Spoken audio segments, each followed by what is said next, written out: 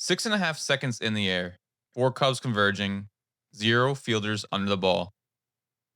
This is a pop up that sparked the biggest rule controversy of the 2025 playoffs so far. Today, we're breaking down why the infield rule wasn't called in the Cubs-Brewers NLDS Game 3 and why the umpires got it exactly right. Welcome back to Coach's Tape by Baseball Authority. While our previous breakdowns focus on errors and execution, today we're diving into the rulebook itself. Sometimes the most controversial plays aren't about what the players are doing wrong. They're about understanding what the rules actually say versus what we think they say. NLDS Game 3, October 8th, Wrigley Field. Cubs facing elimination. Brewers looking to sweep. Top of the first inning, 1 out, runners on first and second. The exact situation where every baseball fan knows the infield fly rule applies. It's an 0-2 count on William Contreras. What happens next creates 6.5 seconds of chaos that changes the entire inning. Here are the StatCast numbers on this play. 86.2 mile per hour exit velo, 70-degree launch angle, 60 feet total distance, 6.5 second hang time, and a .001 expected batting average. Only 7 hits all season had that low of an expected average, and they were all similar plays. Before we break down what happened, let's understand what the rule actually says.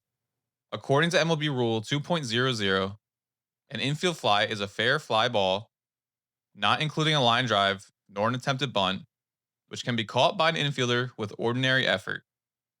When first and second, or first, second, and third base are occupied, before two are out. The key phrase everyone misses: ordinary effort. This isn't about where the ball is hit or how high it goes. It's about whether a fielder can catch it with what the rulebook calls ordinary effort. The rule continues. The pitcher, catcher, and any outfielder who stations himself in the infield on the play shall be considered infielders for the purpose of this rule. The infield fly rule prevents the defense from intentionally dropping easy pop-ups to turn double or triple plays. Without it, fielders could let the ball drop, force runners who can't advance, and create easy outs. It protects the offense from being penalized for what should have been routine defensive plays. Here's what actually happened. Contreras hits a towering pop-up that should be routine, but immediately, first baseman Michael Busch throws his hands up.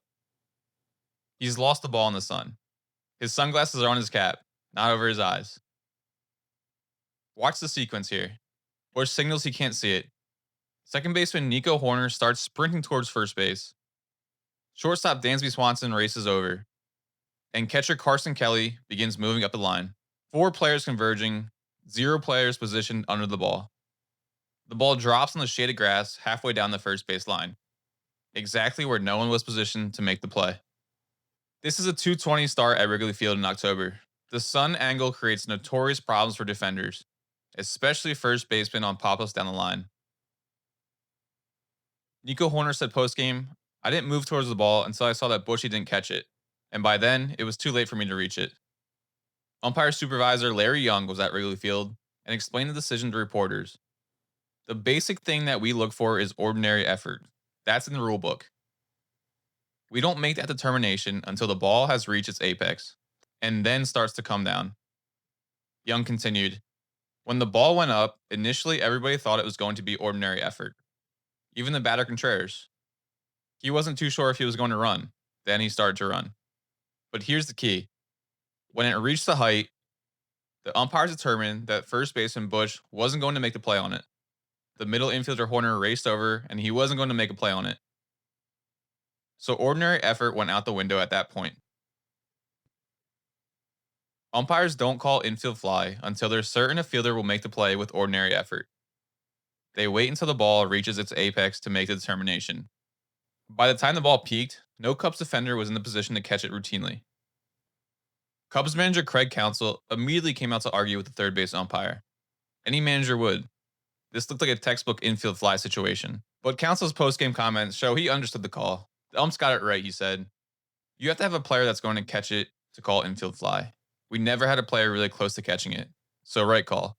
I was hoping they made the wrong call. They did not. Because the ball dropped safely, Contreras reached first, and the runners from first and second advanced to second and third, loading the bases with 1 out. Sal Frelick followed with a sacrifice fly to give Milwaukee a 1-0 lead, a run that came directly from the Cubs' inability to handle the sun conditions.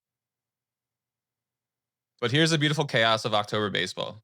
The Cubs responded immediately. Michael Busch, who lost the ball in the sun, led off the bottom of the inning with a solo homer, becoming the first player in MLB history with multiple leadoff homers in a single postseason series. So, what does ordinary effort really mean? The rulebook defines ordinary effort as the effort that a fielder of average skill at a specific position should exhibit on a play, with due consideration given to the conditions of the playing field and the weather. This is crucial.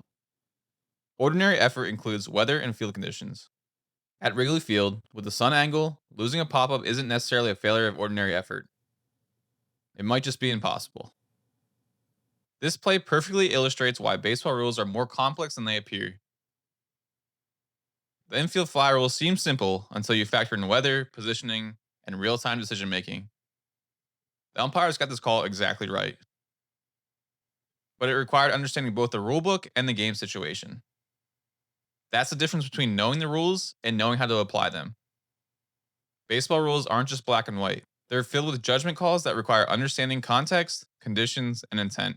The Cubs-Brewers infield fly controversy shows why knowing the rulebook matters as much as knowing the fundamentals. The umpires made the right call in a difficult situation, and both teams had to live with the consequences. What other MLB rules should we break down on Coach's Tape? Balk rules, interference calls? Drop your suggestions in the comments. Subscribe for more analysis, and remember, sometimes the most controversial calls are actually the most correct ones.